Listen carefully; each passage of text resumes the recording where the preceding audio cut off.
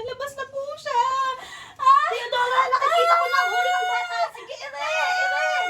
Nakikita ko na malaki ang huli niya! Ire! Isa pa, lalabas na siya! Mahal ka ng anak mo, Theodora. Napakagwapong bata. Iyong hawakan ng iyong anak. Jose po yung ipapangalan ko sa kanya. Napakagandang pangalan ng Jose.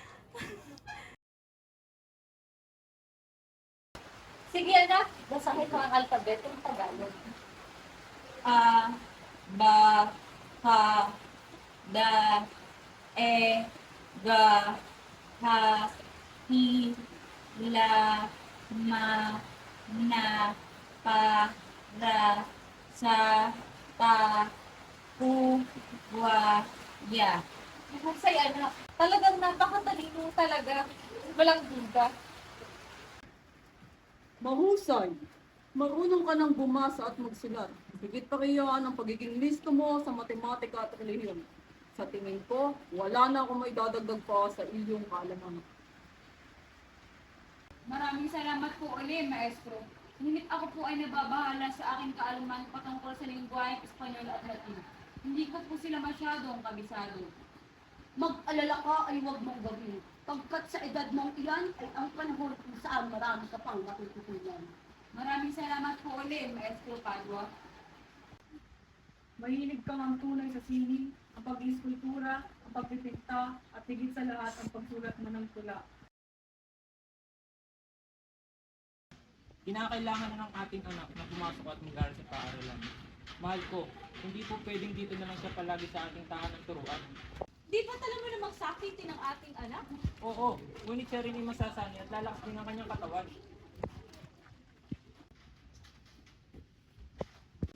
Pinatawag niyo raw po ako, Tatang. Oo, Pasyano. Betid mo sabihin niya ng iyong kapatid na si Pepe. Doon na muna siya mamamalagi at mag-aaral. Sige po, Tatang.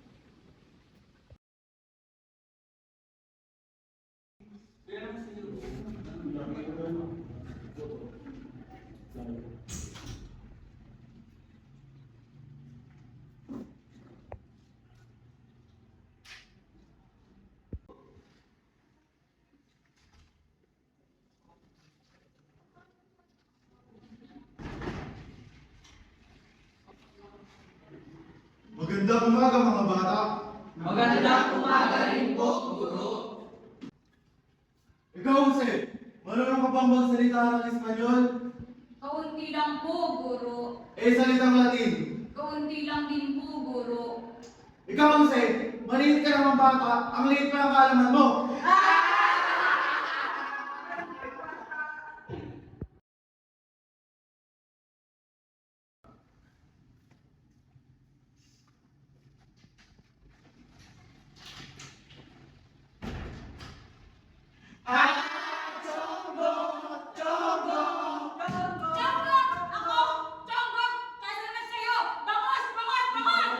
Ipakin mo ba, Jose? Sabi sa'yo, Chongo, may team na, kakaunti pa ang alam.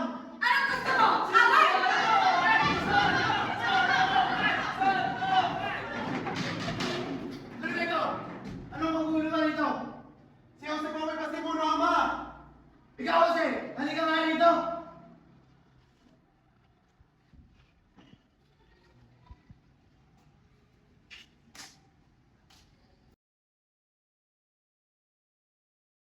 Kayong tatlo ay hinahatulan ng kamatayan sa pamamagitan ng garote. Ha? Ngunit bakit? Hindi maaari. Dahil kayo ay nagtaksil sa pamahalaan ng Espanya at nagsimula ng himagsikan, dalhin sila sa kulungan.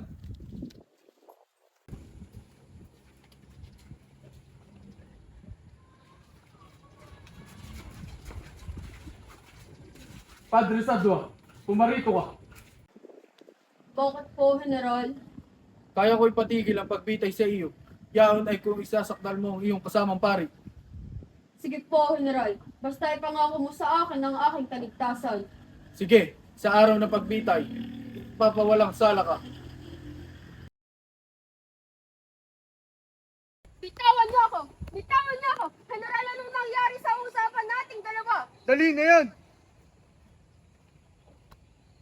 Pinapatawad na kita at sana ay Diyos ay patawarin ka rin tulad ng pagpapatawad ko sa iyo. Ako ay inosente. Si Kristo ay inosente rin. Ano nga ba ang nagawa kong kasalanan? Ako ba'y mamamatay na wala man lang saysay? Diyos ko, di makatarungan sa mundong ito. Padre, ako ay iyong patawarin sa aking gagawin sa iyo. Pinapatawad na kita, anak. Gawin mo ang pinag-uutos sa iyo. Nais kong inyong saksihan ang pagpitay sa 3 paring martir, mga taksil sa simbahan, mga ere!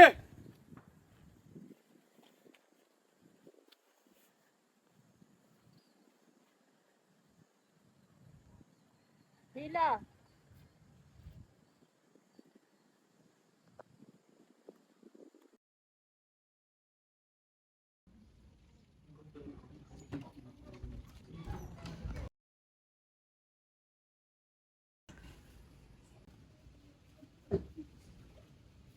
Theodora? Theodora? Theodora? Theodora? Sinvergüenza! Jose, tama na yan!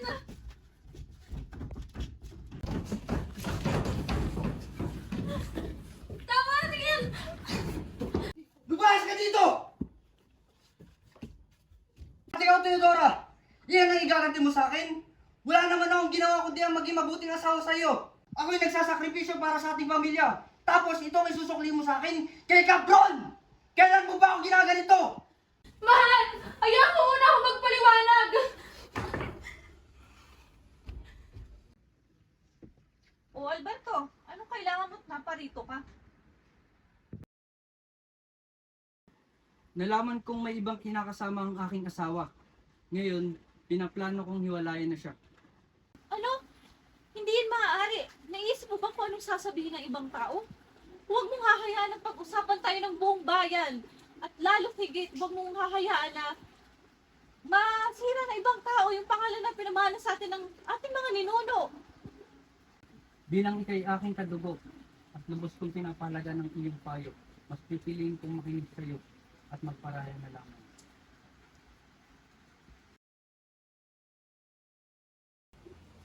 O Theodora, inumin mo muna ang sabaw habang mainit pa.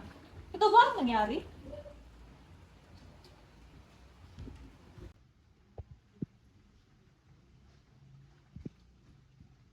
Theodora! Oh, ano bang nangyayari sa'yo? At nagsisigaw ka rito hanggang sa babae naririnig kita. Plano mo ba talaga akong patayin kaya't nilagay mo ng laso ng sabaw na ipinainom mo sa akin? Ha? Anong pinagsasasabi mo walang laso ng sabaw na ito, Theodora? Anong wala? Ininom ko ito at bigla na lamang sumakit ang aking tiyan. Ibig sabihin, balak mo talaga akong patayin! Ha? Walang laso ng sabaw na ito? Ano bang pinagsasasabi mo? Huwag ka nang magkaila!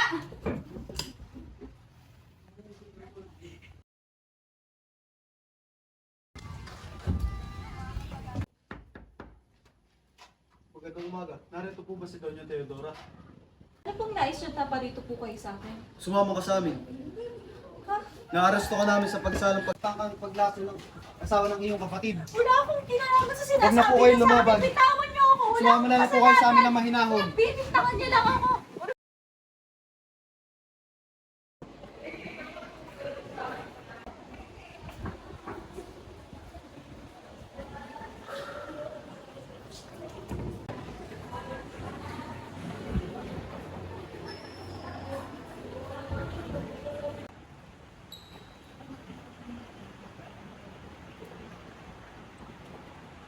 Hindi ka namin maaaring tanggapin. Dahil una, ikay nahuli na sa ikalawang araw ng konstruksyon.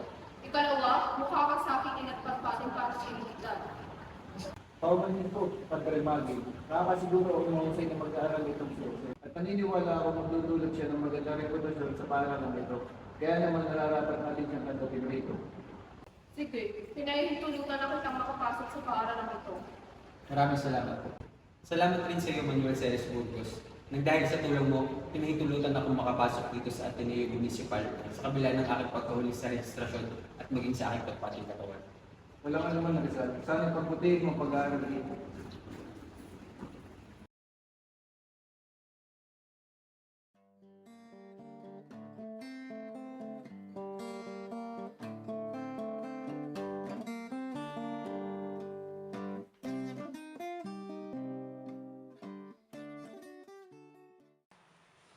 Nanang!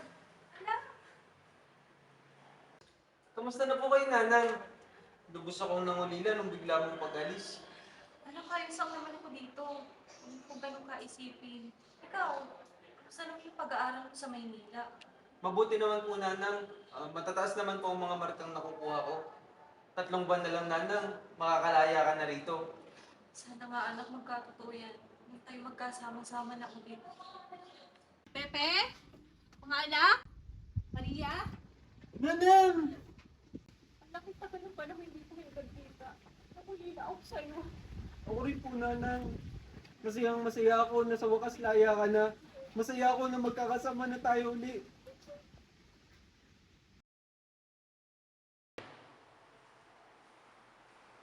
Napakahusay mong kasalanan mga tulaksin. Ipagpatuloy mo lamang yan at ako'y nakakasiguro. Ika'y may magandang kinabukasan sa larangan ng literatura. Gracias, Padre Sanchez.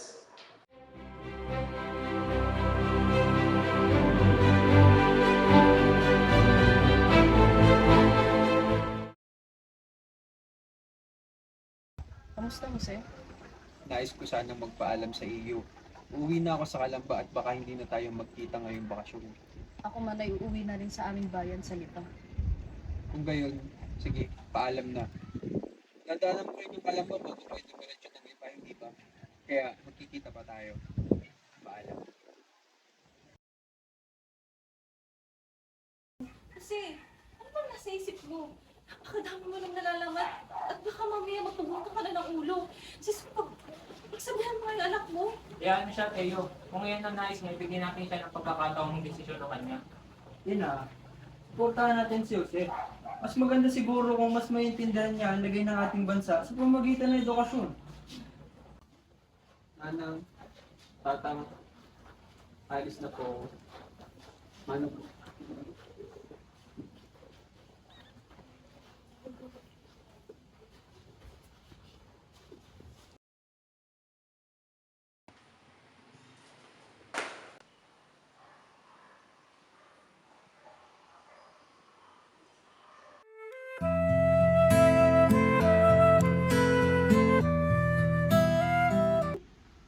Leonor, minsan ay hinihiling ko na lamang kay Bathala na hindi na lamang tayo magpinsan. Gusto ko na itong ilabas at iulasapin at namin habang tayo ay magkasama. Gusto kong harapin ang bukas ng buong puso na kasama ka at hindi kita iiwan pagpakailanman. Pero Jose, paano na lang kung malaman nila ang relasyon natin sa isa't isa? Ano na lang ang ating gagawin? Itatano na lamang kita kung magkaganoon. Ililihim na muna natin sa kanilang at ililihim na ugnayan. Mula ngayon, tatawagin na kitang tamis upang hindi sila makahalata.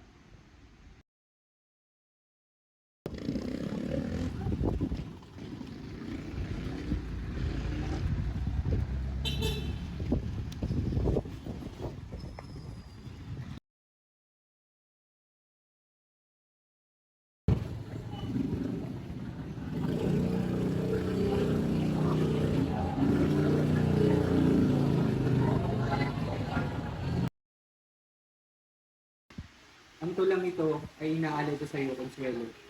Sana magustuhan mo. Salamat, Tate.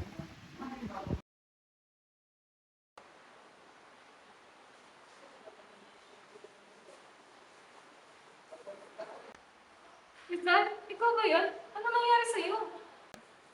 Wala nang dumating na pera mula kay Kuya Pasanon nitong mga nakaraang buwan. Isang beses na lang din ako kumain.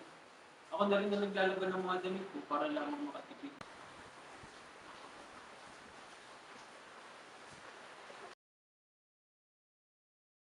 Nakahanap na rin tayo ng maglilimbag ng no limitang ere. Ang laki na natipid natin sa Berliner Burdak Tri-Action Gasser Shop na humingi lamang ng 300 piso para sa 2,000 kopya.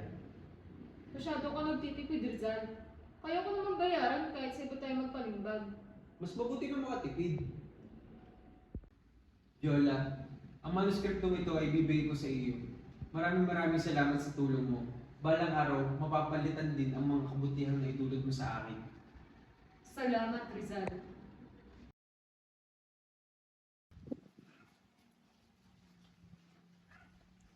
Mahal kong ama, gusto ko munang humingi ng kapatawaran dahil sa aking pagtaka sa inyo upang makapag-aral dito sa Madrid.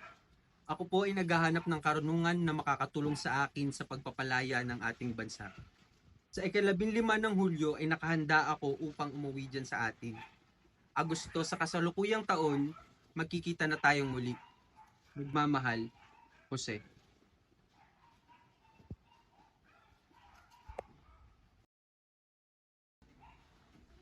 Tanang, tatang, nais ko po sana magpaalam. Akin lamang kong bibisitahin ng aking Leonor. Hindi maaari, Pepe. Alam mo bang mainit ka sa matama ng mga praile? Nais mo ba talagang mawala ang buhay mo dito sa mundo? Di maaari! Kung iyon po ang inyong nais, tatang, susunod na lamang po ako.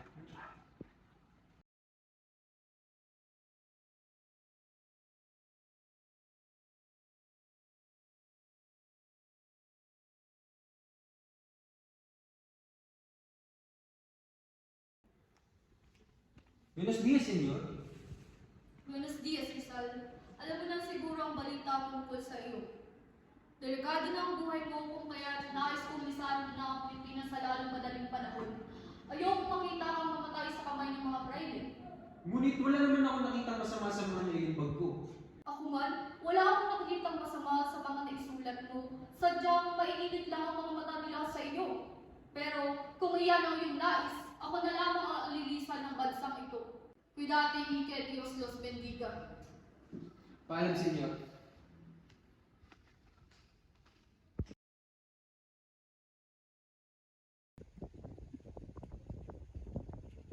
Pericila, Oh, come here.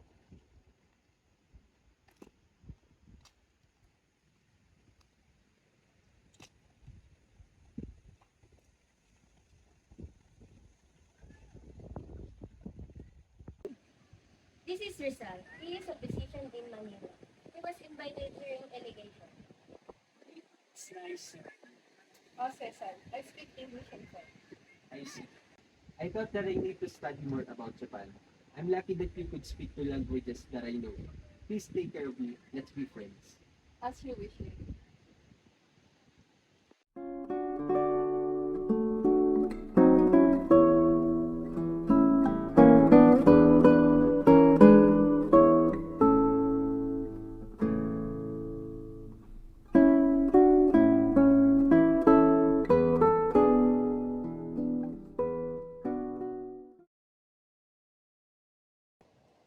Betty, it's Omar. I made this for you. Thank you, Betty.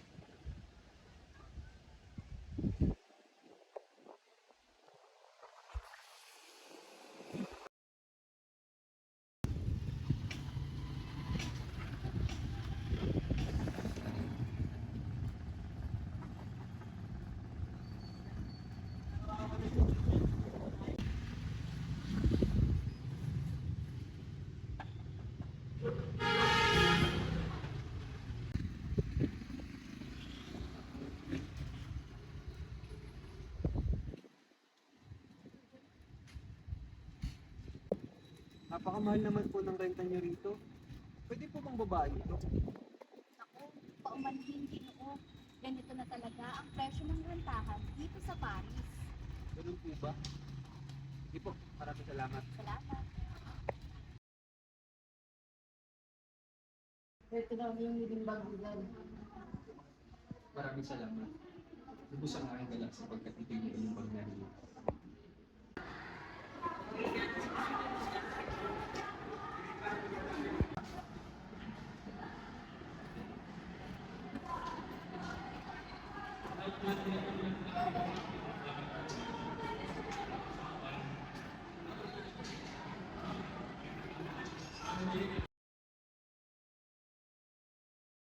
Bakit di mo sinabi sa akin na may kinakaharap ka palang suliranin, Rizal?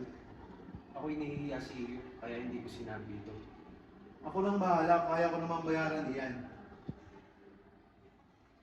Ito, tanggapin mo.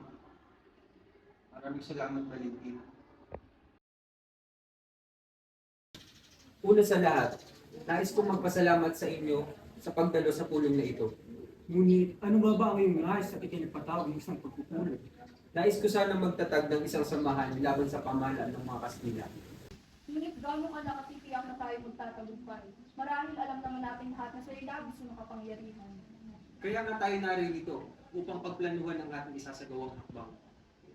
Sang-ayon ako sa inyong mga plano, kaya ikay magpatuloy sa iyong inihahayag. Kung gayon, tayo na at magtalaga ng ating magiging pinuno.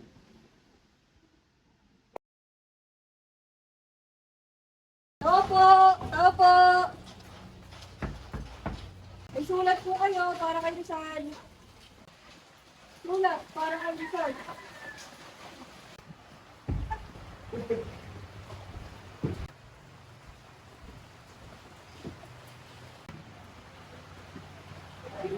Good morning, Senior. I have received this letter saying that you want to talk to me in private. Yes, Senor. I sent you that letter because I want to go back in Hong Kong. But why did you ask? Rizal, we have found this in the pillowcases of your sister, Lucia. This is Pobres Spiders, which is a satire against Dominican friars. I don't know where that came from. When we arrived in Manila, the inspector thoroughly checked our luggages. That's not ours. Don't deny it! Silence! You will be escorted by nephew Ramon to Port Santiago. Take him!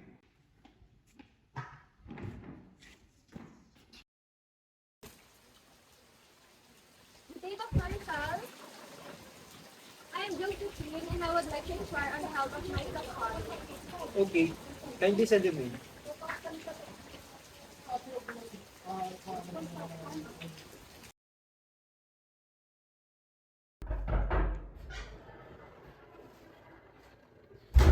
Hindi ako makakapayag na kayo ay magpakasal ni Rizal. Ngunit ama, mahal ko si Jose.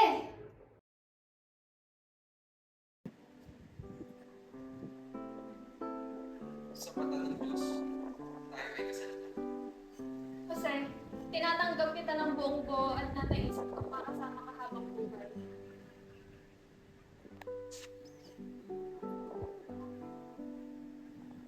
Mahal kita o aking Diyos.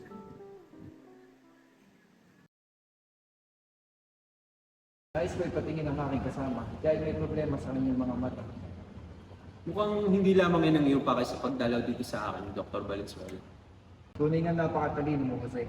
Nais ni Andres na ipalam sa iyo na handa na ang katipunan sa pagsugod sa pamahalaan ito. Tayo ay nakahanda na sa ating atigain. Hindi ba't masyado pang maaga para sa mga bagay na ganyan? Hindi pa handa ang ating bayan sa ganyang kalaking responsibilidad. Kulang na kulang pa tayo sa sandata at armas. Ipagpaumanhin niyo, ngunit hindi ako pabor sa inyo. Ngunit nakaplano na ito at ito ang paraan ng paglaya mo sa bilanggo na ito. Ngunit, ayoko sirain ang mga salita ko.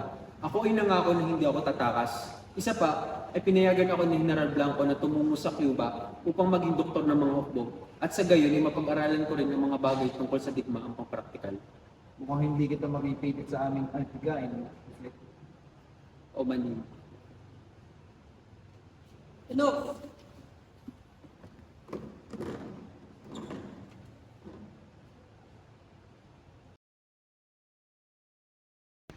Guys, sanang hindi sa iyo na tumikot ka na dito sa Singapore kasi ako hindi mapalagay sa limang na iyong natanggap. Hindi yan nahinatili, di ba rin Dr. Blanco? Ngunit ako umaasang maganda ang pagiging natulong natin nito. Ngunit kasi, tila ay masyadong matatag ang iyong paniniwala sa gobernador. Dapat alam mo na hindi siya dapat pagkatiwalaan. Manalig niyo lamang tayo, Pedro. Magiging maayos din ang lahat. Nanang! Oh, Maria! Ano yung sa'yo? Bakit? Bali-balita na siya. Dinagit sa kanya sinasagyang barko. Diyos ko! Barko is na dihanay. Jose, ang anak ko. Maria, Diyos ko, ang anak ko. Kailangan natin matulungan si Rizal sa kanyang kinaloroonin ngayon. Kaya naman kailangan natin gumawa ng paraan. At sa paraan mo, Mag-aayon tayo sa punong maestrado ng habeas corpus upang marinig nila ang ating saloobin. may maitutulong ba ako? Kung iyong nais ay ikaw na ang maghatid sa kanila nito. Masusunod. Ginoo, mukhang hindi tayo tinulungan ng mga Kastila sa ating mga isinulungan. Ano pa bang maaasahan natin sa mga Kastila na iyan? Ang mahalaga ay matutunan natin si Jose. Ayon sa aking pagsisiyasat, may dalawang patibay na lakad sa iyo. Una, ay ang pamasinumpaang pahayag mula sa iyong nakasalubong sa buhay. At ang pangalawa ay ang mga patibay na dokumento tulad ng mga artikulo, tula, liham, at mga kalampati na iyong isinulat. Walang mas masama sa mga artikulo at tulang ginawa ko. Hindi ito makatarungan. Sisiguraduhin ko malilinis mo ang aking pangalan. Ito lamang ang aking palimutukan. Pinapahintulutan kita na mamili ng iyong mga nanunod. Nandito tayo ngayon upang litisin si Jose Rizal tungkol sa kanyang kasong pag-aalsa, sedisyon at pagtatag ng mga iligal na mga samahan. Si Rizal ay ginawa lamang ang kanyang tungkulin para sa ating bayan. At wala akong nakikita ng masamang laban dito. Isa pa ay mahirap unawain ang saping ito dahil sa mga damdamin laban sa nasasaktan. Ngunit paano mo ay paliliwanag ang binigin mo sa kanya na mga hukom? Ang mga hukom ay hindi dapat magpagiganti. Marapat dapat silang makakaruan. Kung sinasabay yun ang naturang mga tol sa taong nasaktan, Kung ngayon ay tapos na ang usapin, ikaw Rizal ay itinutulak panilin sa bagong bayan sa umaga ng 30 ng Disyembre.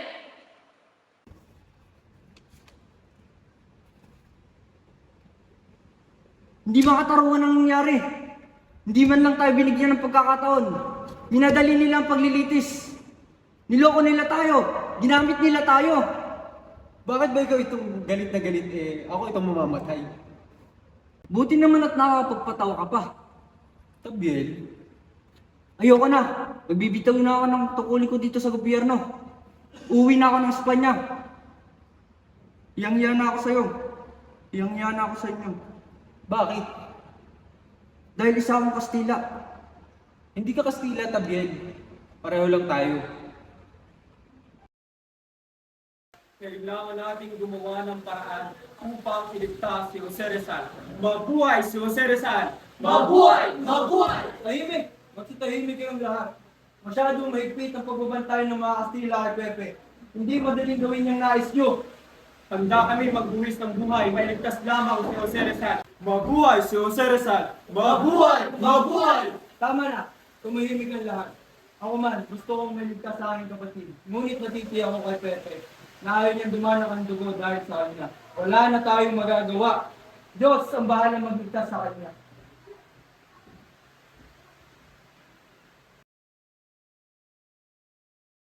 Pepe! Ano po? Nanang, pag ako namatay, nais kong hingin niyo agad ang aking bangkay. At baka kung saan lamang nila ito itapon, nais ko rin kong lagyan niyo po ito ng bato na may aking pangalan. Araw ng aking kapanganakan at araw ng aking kamatayan. Nais ko rin po lagyan niyo rin po ito ng isang krus.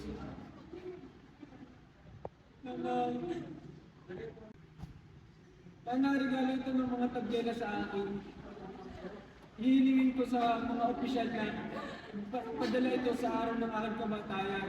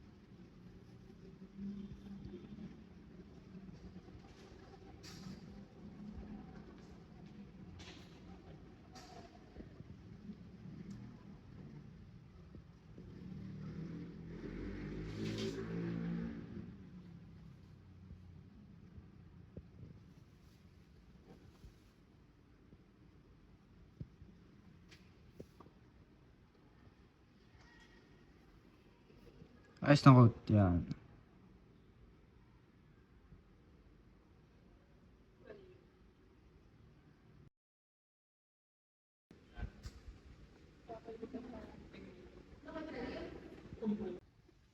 Rizal. Handa na ako tapiin. Huwag kang matakot. Andito ako. Binibigay ko to sa iyo upang hindi mo ko makalimutan. Bigay mo na lang sa iyong pamilya. Sobra-sobra ng alaala ko sa iyo. Enough! Akala siguro nila tatakas ako. Saan ako pupunta? Sa dapitan? Rizal! Farewell, my adored country, region beloved of sun, pearl of the Orient Sea, our lost Eden. Departing in happiness to you, I will give the sad remains of my life. And had it been a life more brilliant, more fine, more fulfilled, even so I would have given it willing to you. Others are giving you their lives on field of battle, fighting joyfully without thought of the consequence. How it takes place is not important. Cypress, laurel or lily, scaffold or battlefield, in combat or in cruel martyrdom. It is the same of demanded by country and home. I am to die when I see the heavens go beaming. Color in the sky at last announcing day. If the color be needed to embellish your dawn, shed my blood. At that perfect moment, let it flow The name of the King of and be Spain. enhanced in the Anyone reflection who of your raises dawning his light. voice in favor of the criminal will also be executed. Ready? Load! Aim! Kung sumatubes! Fire!